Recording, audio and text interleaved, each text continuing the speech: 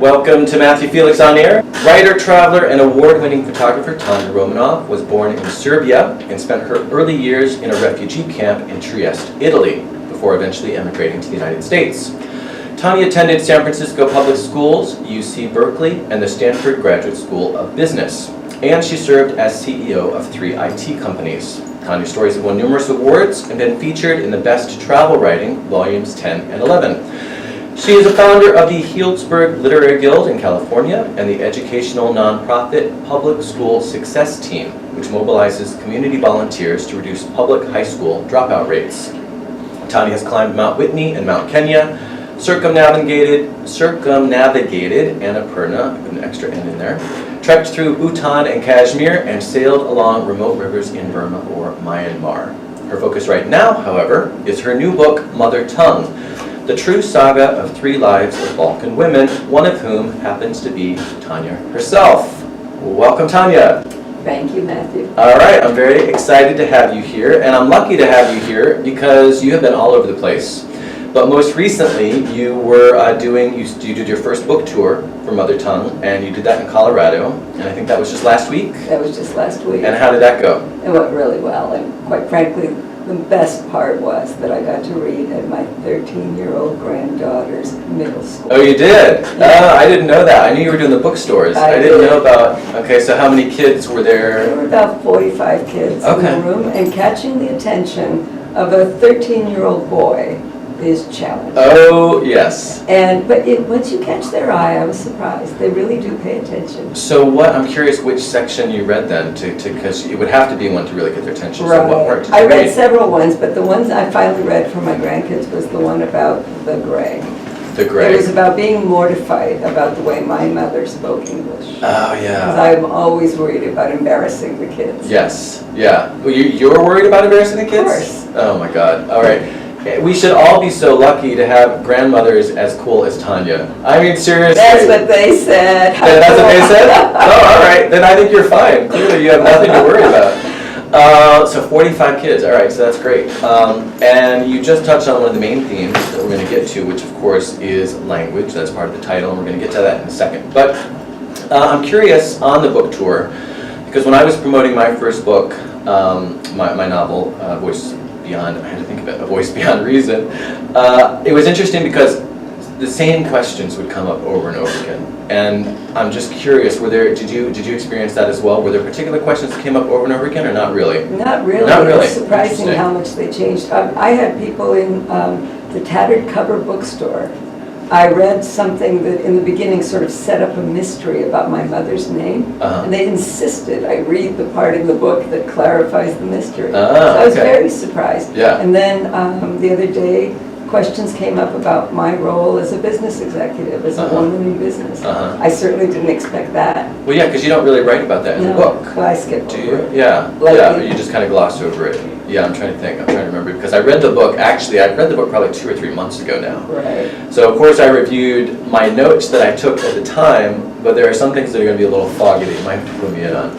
Although I think I got the important stuff. So let's talk about the book itself. So first off, it's dedicated to your mom, Zora.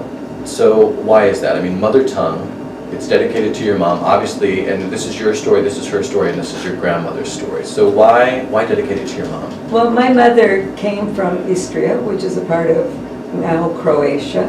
She was evicted from there because Mussolini was given that part of the world at the end of World War I. She then lived in what used to be Yugoslavia until she became an adult and got married.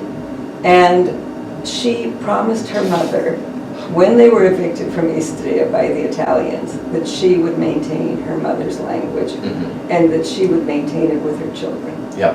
And what she didn't know was that she was going to marry a Russian who absolutely was committed to maintaining the Russian language with his children, and that they would then be evicted from Yugoslavia, would live in, as you said, Trieste, Italy for 4 years, and then end up in America. So that was a requirement then of multiple languages. And the reason the book is Mother Tongue and that I had to write it was somewhere not too long ago, I became really aware of the fact that Serbian, or Serbo-Croatian as we thought of it, is not just a language that I spoke because my mother was Serbian. But she was in fact the only person I spoke it with. Right. And in the end it became an obsession to share this unique story. Yeah. So tell me a little bit more about that, because that was actually my next question, was why you wrote the book. And let me preface this with kind of a different context or more context from the perspective from which I'm asking the question, which is, like I said, I read the book, and not only did I thoroughly enjoy it, but for me, there were many reasons why it matters. And both as a personal story that you might want to share with the world, but also for some other broader reaching reasons that may or may not have been your intention. So can you tell us a little bit more about why you wanted to write this story and share this story? Well, one of the primary reasons for me also was the fact that my mother was a refugee. Her mother was a refugee. My father was a refugee. I was a refugee. And now we're in the middle of refugee crisis. And I could hardly say those words without crying. Mm-hmm. So it touches me so deeply. Yeah. And I wanted to just see if I could paint this picture in an honest, open way and make it just interesting. And then the fact that not only did I grow up in a refugee camp, did my mother start as a refugee, but that I ended up very successful in America, and that we're having ongoing debates about refugee status in America. So the package just kept evolving, and it had to be written. Right, right. So some of the refugee crisis that we have right now going on, we've got the Syrians, obviously, we have the Rohingya, I want to make sure I say that right. We've got Africans crossing the Mediterranean to get to Europe, and of course closer to home, we have Mexicans and Latin Americans, other Latin Americans who are crossing our own southern border. And so that is part of where my question is coming from. It just seems so timely because, what the book did for me, a lot of what it did with regards to the refugee issue is it humanized it, right? Because I think not all of us have been refugees, right? And so it's very easy to sort of see these stories in the newspapers, or if we're not coming into contact, we're not working for an NGO, we're not seeing it, it can be kind of abstract. And so I think that one of the reasons that your story is so important is because it does humanize it, and because, kind of like what you just said, sitting across from you now as an extremely accomplished woman who has led a very full, very American life, it's hard to imagine you began life as a refugee, right? And yet you did. And you spent quite a bit of time in the book talking about what it was like growing up in the refugee camp. And I was going to talk about this later, but since we've kind of naturally gone there, let's start with this instead. This was going to be, like I said, much later. But can you tell us a little bit about what it was like living in the refugee camp before you came to the States? And I don't know if you remember, do you remember having to leave home to go to the camp? Because no, how old were you? You were very young. I was 6 months old. 6 months old, right. Yeah, okay. As I say, I feel as if I remember it because my mother talked about it so much. Right. But I certainly remember leaving the refugee camp. Yeah. And I remember life there. And tell us about that. Well, I could do it in two different ways. And the one that people expect is things like the fact that my first set of teeth were brown stubs. You expect that. Right. The fact that I now have the bones, I had the bones of a 70-year-old when my mother still had the bones of a 50-year-old. Really? Yeah. Really? So I could talk about all those kinds of things, but that had nothing to do with my concept of the refugee camp. So tell us about your concept. It turns out I loved it. Yeah. I adored it. First of all, imagine being a kid surrounded by people who can't work. They don't have time for anything but paying attention to the little kids around. And I also just developed some relationships with some older people. So I had an adopted grandfather, Lidia, an adopted grandmother, Baba. My mother was horrified by it, but who I loved. And so to me, the campo was fabulous, just fabulous. And I hated leaving because I had to leave some of those people behind. Yeah. Although there is a story, you just mentioned your favorite character there. Did you call him your grandpa? Lidia. Yeah. So you had to leave him behind, and that was pretty traumatic, but I don't know if we want to give big spoilers here, but there was kind of a happy ending to that story. Do you want to tell that story, or should we save that for the readers? Because that's a great story. Yeah, no, well, my dad did come to America, and we were very fortunate. We got to San Francisco at a time when houses were being thrown away, given away, and we ended up buying an apartment building, and Lidia moved in with us. And so did everybody else who came from the refugee camp periodically. Yeah. So we had a house full with my aunt and uncle and our family. My grandmother showed up. and so we were all reunited. So I saw you speak yesterday at Book Passage at one of your book events. I was very lucky to be not far from there, so I was able to attend. And you said something else about being in the camp. So first, the surprising thing was, first of all, that you liked it, Right. which you just got done talking about. And I think that that's really interesting perspective and heartening perspective because, like you said, yeah, there are of course negative things, healthcare, that sort of thing, your teeth, your bones, but you were able to be happy because you were so young and you were a child, and so that's heartening, heartwarming. But the other thing you said that was funny was that the adults were having parties in the camp. So can you tell us a little bit more about that? That's right. It's funny, and this actually is a recent thought that has it's been galvanized by the fact that my cousin is right now for the first time visiting San Saba, the refugee camp where we lived for 4 years. She was born in America after that, but her mother Galia and her father was Shura, my father's older brother. Galia was one of the most amazing women I've ever known, and I was fortunate that she was my aunt. But she was this spirited character, and she celebrated life from start to finish. And she too was a 3-time refugee who ended up in America. And when I was heading over to the camps to visit with my brother when we were doing research for this book just a few years ago, Galia was actually dying. And so she was very near the end of her life, and she was having trouble breathing. And I went to visit her because I wanted to hear the stories one more time. And here's this woman who was within 3 months of death, and she started talking about the camps. And pretty soon she was talking about this big room that they all slept in, which they divided by sort of sheets and blankets so they would have a little bit of privacy.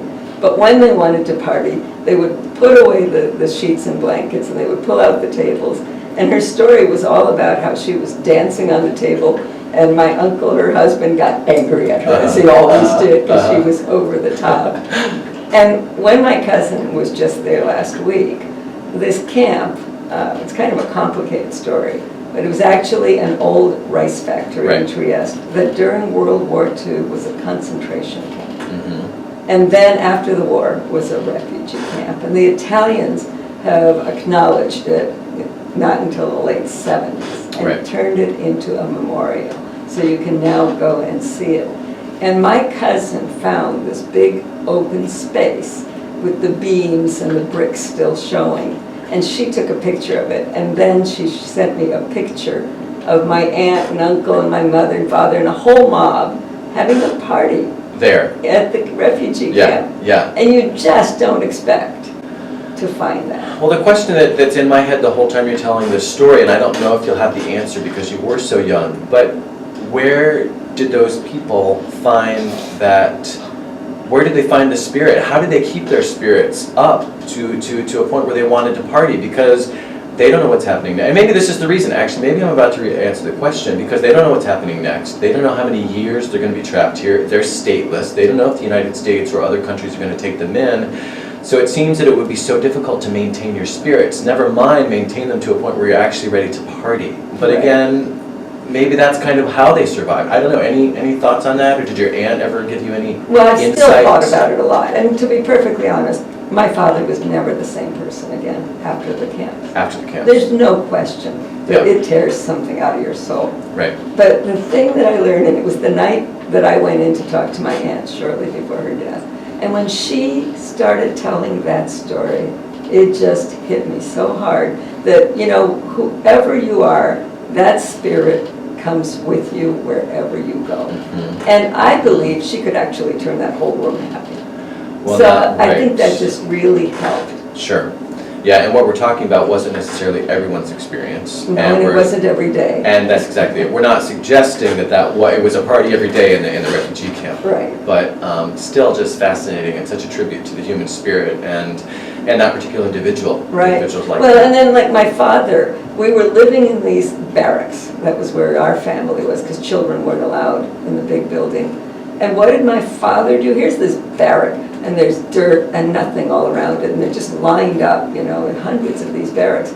He builds a gazebo and finds some seeds in the nearby countryside. And pretty soon we have climbing green flowers over the gazebo, and that's where everybody hangs out. Really? At the entry to our particular barrack. Wow. And I'd forgotten about that, but I actually have a photograph. Photograph of that, and I too. remember that well. Really? Yeah, so you just, spirit will do fascinating. incredible things. Yeah, seriously. So there was another story, there is another story, before we move on from the refugee camp, because we could talk about that for the whole hour, I'm sure. But there's another story about that refugee camp. Someone else who is now a celebrity was also there. So can you tell us that story? Not when you were there, but can you tell us who else you just discovered was in the same camp that you were in? I'll go back a little bit on the story. So I mentioned that Mussolini kicked my mother out of a place called Istria, my mother's family. That was because Italy was given that corner of the world as sort of a prize for joining World War I on Britain's side. They actually expected all of Croatia. They didn't get it. They got this one tiny triangle. A nice triangle. A nice triangle. Very nice triangle. An for those hour of you who have from not Venice. been. Yeah. Beautiful beaches. But at the time, it was my mother's home for 400 years. Right. And it turns out that it was a triangle of land that went back and forth many times. It was part of the Venetian Empire. It was Illyria. It was part of Austro-Hungary. It transferred a lot. My mother's family was kicked out in 1922. Italy owned it until World War II. They joined World War II on the wrong side. And when the Germans and the fascists and Nazis lost the war, they ended up losing Istria. Turns out that was 2 days after my brother was born. Wow. In 1947. And of course, I could say all kinds of horrible things about what Mussolini did to my family. Yugoslavia did the same thing to the Italians. It was cruel. And they started persecuting them. And I've recently discovered that there are a number of families in North Beach who Here were, in San Francisco. Yes, and in fact there's a Telegraph Hill newspaper called The Semaphore, Oh, really? which just published a huge story about it. My story and their story. And just a few days ago I was listening to Terry Gross, who was interviewing Lidia Bastianich, who is a well-known chef in America, restaurateur, and she has recently written a book. And she announced in that she lived for 2 years in San Saba, the same refugee camp, a few years after we did. But it was because they were eventually forced out of Istria. You'll need to ask her if she remembers your father's gazebo. That's right. Okay, but have you actually tried to contact her? I've sent a few notes to her PR agent, and we haven't heard anything back. Okay, all right. Well, hopefully she's listening to my podcast, this radio show. I'm sure it's a very high probability. I know, it is. Hey, the word's getting out. Yeah, and I love it. Yes, thank you. And we will, of course, be publicizing this as much as possible. So, wait, remind me her name? Lidia Bastianich. Bastianich. So she's not Italian then. She was... Well, it's hard to say what everybody thinks. She's Right. Istrian. Yeah, Yes. she's Istrian. Her Okay, primary that's the easier way to language say it. was Italian, Was but Italian, Bastianich is clearly a Istrian name, Right. Slavic name. Right.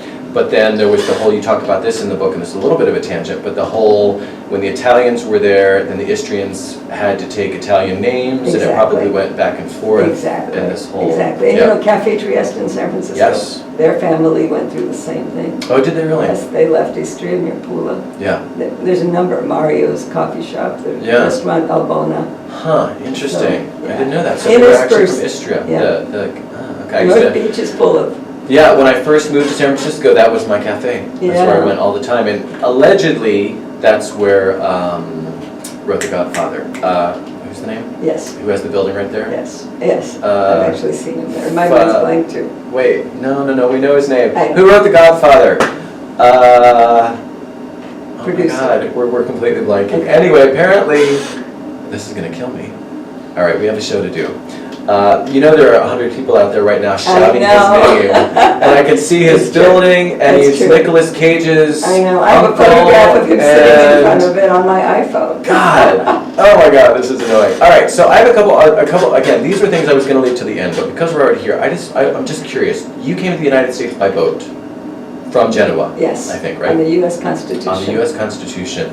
Do you remember that trip? Oh yes, unfortunately. Okay. Yeah, so that was a bad trip. I was seasick the whole time. Yeah, we were seasick the whole time. And then we were supposed to come into America and see the Statue of Liberty.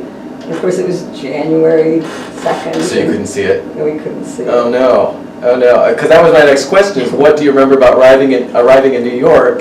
That's pretty anticlimactic. It was horrible, Yeah. actually. I'm not sure I should say how I felt about New York, because I do now love it. Okay, all right, all that matters is that you now love it. But Okay. I will share a story. Okay. So we came into New York and we hated it. Yeah. We took a taxi to a friend's apartment. It was a tenement. And so there was a scene there where we were allowed to choose where we lived. Yeah. And my brother and I picked San Francisco. Yeah, which city you were actually allowed to live in. Yeah. Exactly. So to get to San Francisco, we had to get on a Greyhound bus. And in the middle of winter, Oh, you had to take a bus all across the country? I guess yeah, you did. 4 days Yeah. and 4 nights. Oh my God. Anyway, so we get into this bus, and all of a sudden, as it's getting to be evening, my father says, "Oh, everyone, look, this is so amazing, there's snow." Of course, we had never seen snow. And we slowly approached Philadelphia, and there was this beautiful church steeple with snow falling on it. And I finally said, "Oh, America is beautiful." Oh yeah, to see snow for the first time. That's And gotta the be church steeple, beautiful. that's Yeah, and in a church steeple on Philadelphia. top of it, yeah. Yeah, so. Okay, so a couple of things I want to talk about. So what were some of the challenges of writing this book? So like we talked about already, it's your mom's story as much as yours and your grandmother's story as much as yours. Was your mom at all involved in writing? I mean, she had passed on beforehand. You hadn't started writing yet. Was she at all involved? Tell me. Well, my mom told me all the stories, Right. so in a sense she was involved, but no, she didn't know I was writing this book. And in fact, even my aunt was already gone by the time I wrote the book. Okay. So I spent a lifetime gathering these stories. Right, right. But I wrote the book after they were gone. Yeah. One thing you said about the book yesterday, and I've heard you say this before, is that the book is creative nonfiction. So what does that mean to you, and why did you opt for that approach to tell these stories? Because I liked what you said about that yesterday in the book passage. Well, I was trying to write this book, and I was really struggling. Anybody who's ever tried to write a book knows that you just keep getting stuck. And I was in this one workshop where a guy was making us write 6 hours a day. 6 hours a day? Yeah, it was amazing. Anyway. Wow. And so I just sat there. It was called deep writing. I mean, it was, I guess. yeah, quite deep. Yeah. And he said something brilliant, which was, he said, look, if you're stuck, if you're writing history or you're writing memoir, think about changing the genre. Think about writing a novel or a fiction. And the minute he said that, something clicked in my brain. And instead of worrying about what was going on, I started writing about a conversation between my grandmother and my grandfather. Well, my grandmother had died long before I was born. And my grandfather I'd seen once. So you were channeling. So I was channeling. And it worked so well. And so everything I say in the book is true either as a memory, as a story my mother told, or as research I did. Yeah. But I call it creative nonfiction because it reads like a novel. Yeah, yeah, and you just use these conversations as vehicles for telling these facts. Exactly, for telling the story. Yeah, and making it a nice, easy read that Right. way. And like you said, it does. It reads more like a novel. Right. And quite frankly, if I had written it as a complete nonfiction book, I think I would still have to say it was creative nonfiction because it's about the Balkans. One thing about the Balkans is that nobody ever agrees about anything to do with the history of those countries. Yesterday you said, quote, I don't know, I need to apologize to you actually also because yesterday I should have told you before you started your reading that I was of course going to take notes if you said anything that I wanted to use today. And I was doing it on my phone and I thought, oh my God, she's going to think I'm texting or, you know, surfing the web or something. And what I was doing yesterday was taking notes. And one of the notes I took was, you said the following quote, there are no facts in the Balkans. So I thought that was really interesting. What did you mean by that? Well, the Balkans are just countries that kept shifting and breaking apart. And, you know, I described, for example, the fact that when Yugoslavia was created, it was Serbia, Croatia, and Slovenia. They got together of their own free will. It was a way to save themselves, especially for the Croatians, who were at high risk of being taken over by Italy, since Yeah. Britain had promised them that. Yeah. And they had owned it as part of the Venetian Empire. And yet today, if you were to talk to somebody in Croatia who didn't live through that time, they probably would deny they ever wanted to be part of Yugoslavia. Yeah. And so it just keeps changing. Today, I would say probably Serbia is close to being the pariah of those countries. And if you went back 40 years, it was the Croatians who were basically terrorists. So it's all a question of time and perspective. Who you and ask. it just keeps, exactly, Right. and it just keeps changing. Just like with Istria. Yeah. You know, I always thought of Istria as something the Italians had taken over. I hadn't concentrated on the fact that the Italians were then kicked out Right. in the same ungracious manner. No, because And in your when family when that they're wasn't just the as long. point. Exactly. In your family, that is not the story that you were going to be told. Exactly. So my story's true, their story is true. Right. And So, how the hell then did you do what you did, which was, well actually, I'm going to take that back.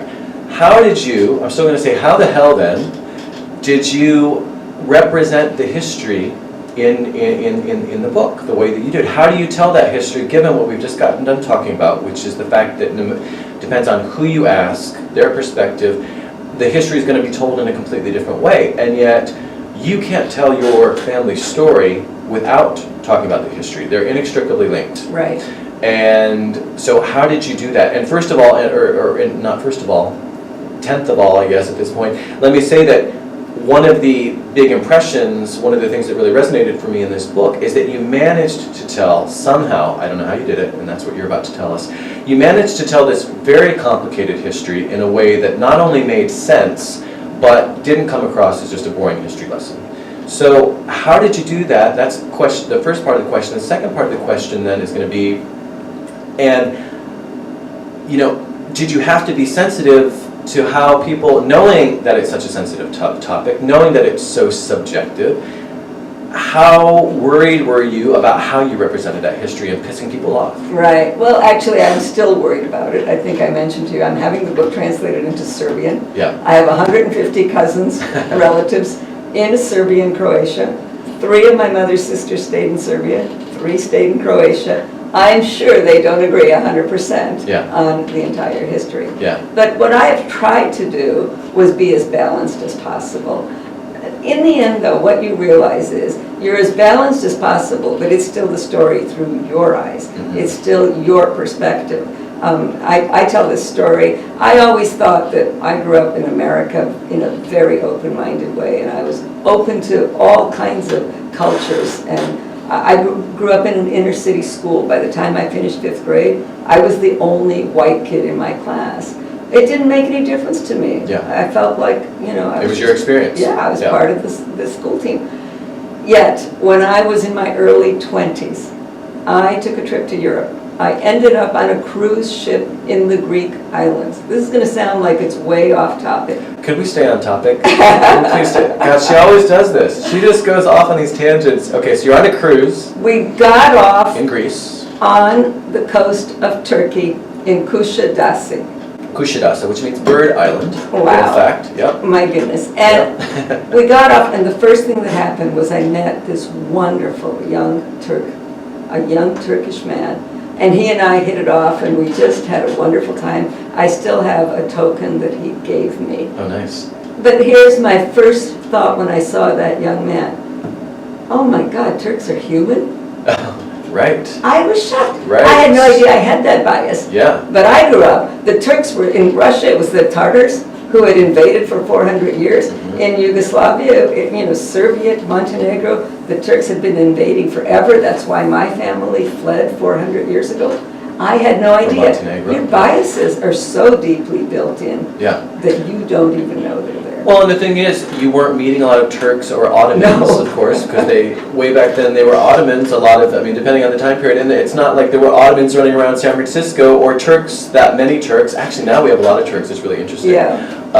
But you had never had occasion to have an exchange, and so you didn't know until you. So it really helps me understand that. Yeah, this is from my point of view. You asked me about questions people ask at readings. Yeah. I was in a reading in, again, Denver, and this man raised his hand and said, my grandfather was a Jew in Zagreb. His family had been there for many generations, and they had to flee during the war because Zagreb, Croatia, ended up on the side of the Nazis during the war, on the German side.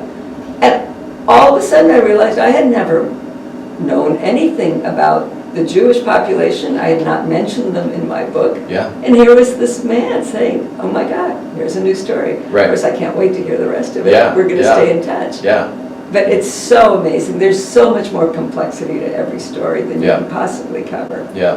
That was one thing, this is a quick tangent, one thing that was fascinating to me when I was in the Balkans, I don't know, 2 or 3 years ago, was when I went to Skopje, Macedonia, when I went to Sarajevo, when I went to some of those other places, and I would show up, and for example, in Skopje, Macedonia, a third of the downtown, it's like the Ottoman Empire.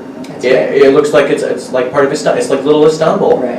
And same with there's the Cambus-Saray, and there's things in the cemeteries, the Ottoman cemeteries with the turbans on top. I was walking around Sarajevo, not expecting that, just because I just didn't know that much. Of course, I knew the Ottomans had been there, but I didn't expect in 2016, 15, whatever it was, to still see so much of that influence all this time later. Right, well, and the art is influenced, in all the architecture. Right, It's right. everywhere. It's fascinating. And the food, I grew up on food, I might as well have been in Turkey. Yeah. It's phenomenal food, but Yes. it very influenced by the Turkish Empire. Yeah. Yeah, It's the just- Ottoman it's Empire. interesting, yeah. Okay, so one thing that I really, really want to talk about, and this is what I was going to start with, but we're going with the flow here, but I want to circle back to this because it is so important. And we started to touch on this a little bit in the beginning, but the importance of language. And there are so many different angles here, and so many different angles in your book related to language. And I'm fascinated with language, so selfishly, part of it's just because I'm so interested, but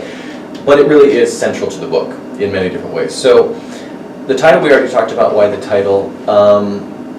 I think I'm going to skip what I was going to ask. I was going to ask some sort of high-level questions about the importance of language, but I think I want to just go to, because there's so much language is political, right? Particularly in the Balkans, because it's so tied to our identities. Right. There's so many other places in the world today, for example, Catalonia in Spain, they have their own language that's so key to their national identity and their justification for wanting to break away from the rest of Spain. So language matters, and we don't necessarily always see that so much in the States, although of course we do today much more than we used to. But anyway, so there's the political aspect to language that's really important and that comes up again and again in your book. But there's also, of course, the personal aspect, and that's what I think I'm just going to skip to, given the amount of time that we have left. So in your story, the personal side of language and personal importance of language starts with your grandmother and mother. I'm going to read a quote. Zora, so quote, Zora, your mom, had promised her mother, Katarina, your grandmother, on her deathbed that she would raise her children speaking their language. It had seemed easy then. She knew how important it was to her mother. Katarina felt they had given up everything back in Medellin to protect themselves from the Italians who were trying to kill the Slavic language and culture. To her, it was like trying to kill her soul. She never learned another language and couldn't imagine what that would be like. Thinking and talking and breathing all happened in Croatian for her. It was her mother tongue, and then there, of course, we have the title of the book. Can you give us a little context for that quote and what was happening both politically and in the family at the time? Because again, I think this is so much about what the book is about, these issues that we're talking about here, right, in that passage. Well, they had moved to Istria almost 400 years earlier, and they had in fact moved there because the Turks, the Ottomans, were invading Montenegro, right, which is where the family was originally from. And so there they were speaking that language. In fact, they were brought up there because they were shipbuilders, and they helped the Venetian Empire rebuild after the plagues, basically, had destroyed the population of that part of Europe.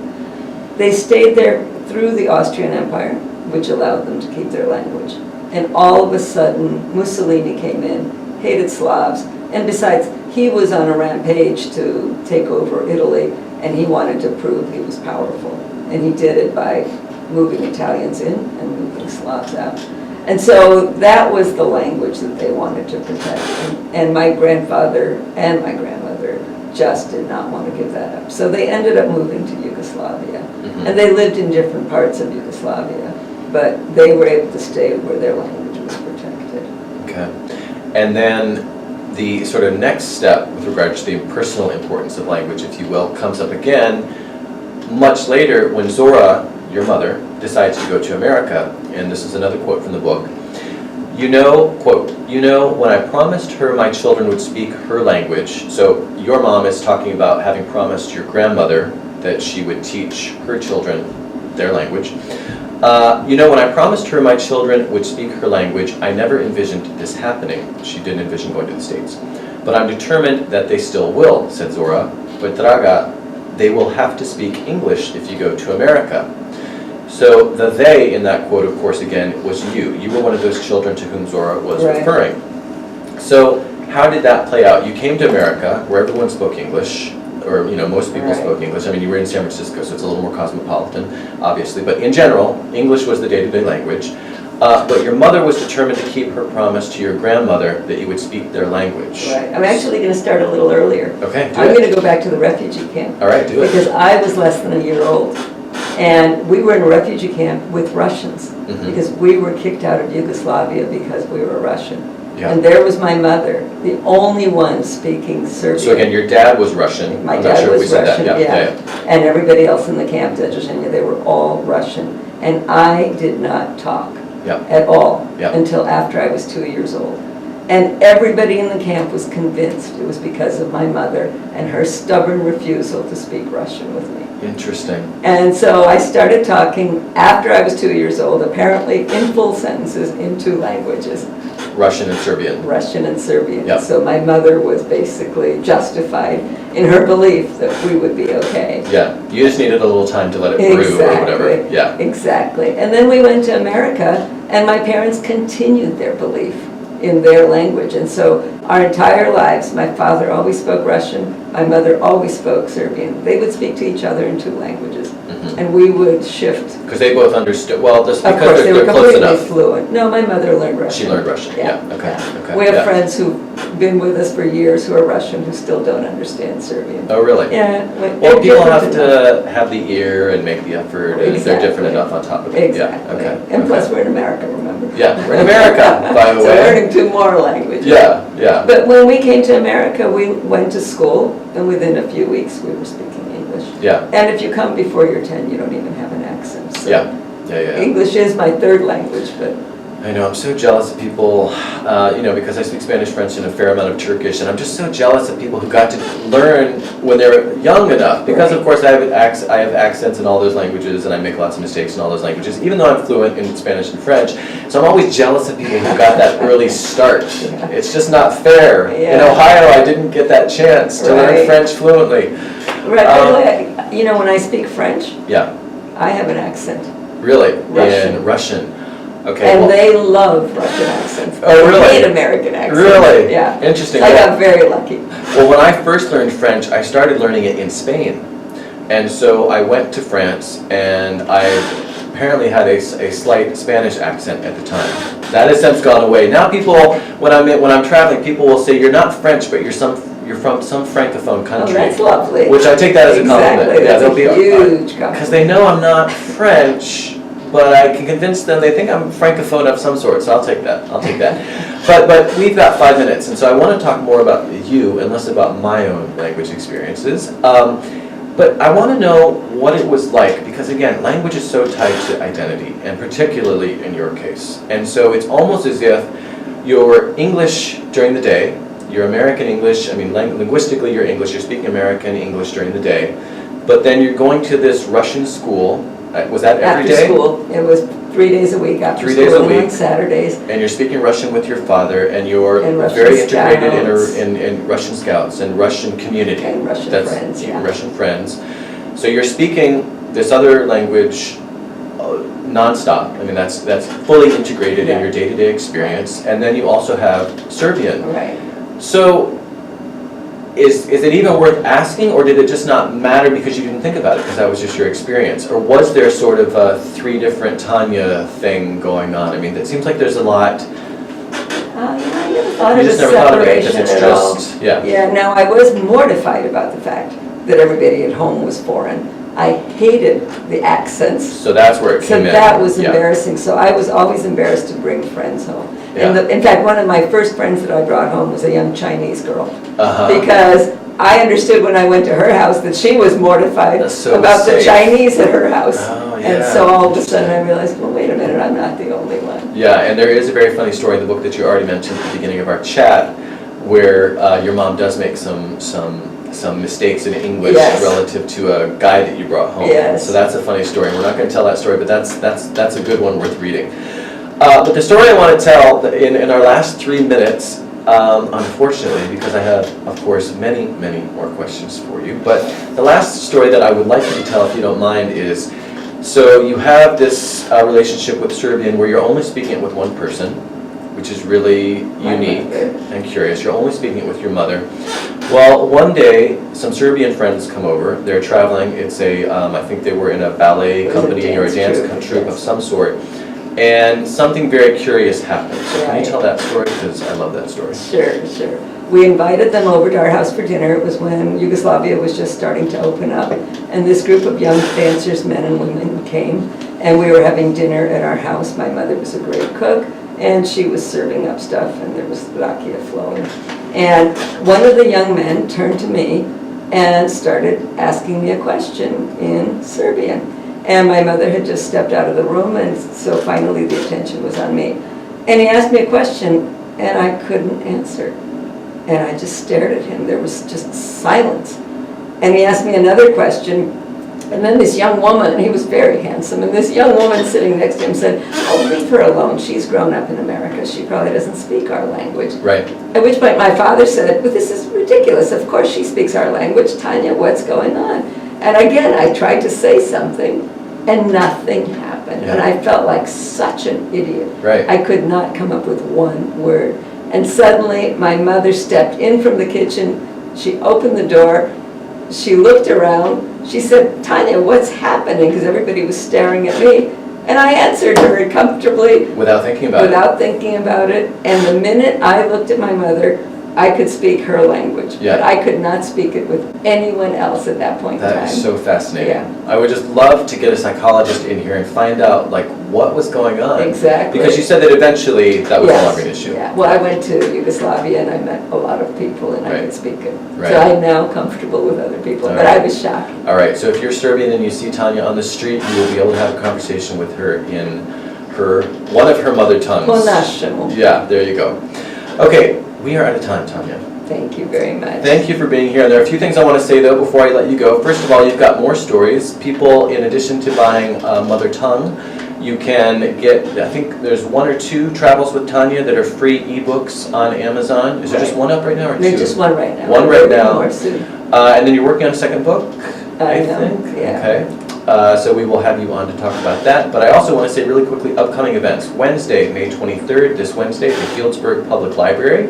She will be doing a reading of Mother Tongue. Saturday, June 2nd, at the North Beach Public Library, she will be doing the same. And Monday, June 11th, at the Book Passage in the San Francisco Ferry Building. And of course, to check out Mother Tongue and her bio and her events and everything else that Tanya's got going on, you can check out Tania Romanov. That's ROMANOV.com, TaniaRomanov.com. Tanya, thank you very much for being here. Thank you, Matthew. All right.